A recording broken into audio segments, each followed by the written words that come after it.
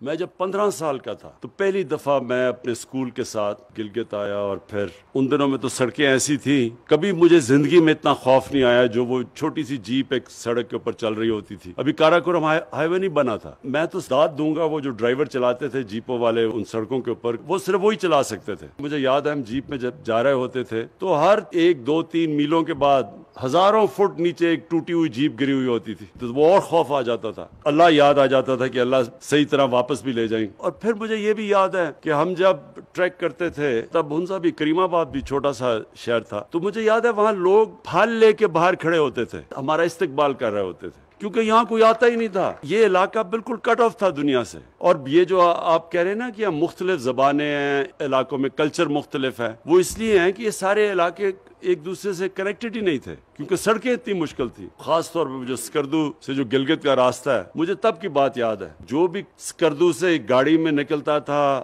گلگت جانے کے لیے تو پہلے اس کی سارا گھر والا آ کے اس کو خدا حافظ کہنے آتا تھا، کیونکہ ان کو لگتا تھا کہ شاید واپس نہیں آئے گا۔ یہ وہ سڑک تھی، بڑی خطرناک ہے۔ اب ہم پیسہ خرچ کر رہے ہیں اس کو ٹھیک کرنے کے لیے، لیکن جب میں یہ علاقہ دیکھا، اس کے بعد میں دنیا میں گیا، سوئٹزرلینڈ، آسٹریا، مجھے اس چیز کا فخر ہوتا تھا کہ میرے پاکستان میں ایک ایسا علاقہ ہے جو دنیا میں کوئی علاقہ اس کا مقابلہ نہیں کر سکتا، وہ میرا گلگت بلتستان ہے۔ گرمیوں میں باہر کرکٹ کھیلتا تھا، جیسے ہی میں باہر کرکٹ سے فارغ ہوا تو پہلی چیز میں نے کی، پھر واپس آیا اس علاقے میں۔ آپ یقین کریں کہ پاکستان میں جو اپنے میرے دوست تھے لاہور سے، وہ آنا ہی نہیں چاہتے تھے، ان کو خوف تھا کہ پتہ نہیں وہاں جائیں گے، وہ عجیب سا کوئی اس علاقے میں آیا ہی نہیں تھا۔ تو باہر سے جب لوگ آئے، سب نے ایک ہی چیز کہی کہ اس سے خوبصورت دنیا میں کوئی علاقہ نہیں ہے۔ تو تب سے میں نے یہ سوچا کہ اللہ نے کبھی مجھے موقع دیا تو جب میں اس علاقے کے لیے کچھ کروں گا، میں صرف اس علاقے کی مدد نہیں کروں گا، میں اپنے ملک کی مدد کروں گا۔ اور میں نے آج سے 30 سال پہلے ایک تصویروں والی کتاب لکھی،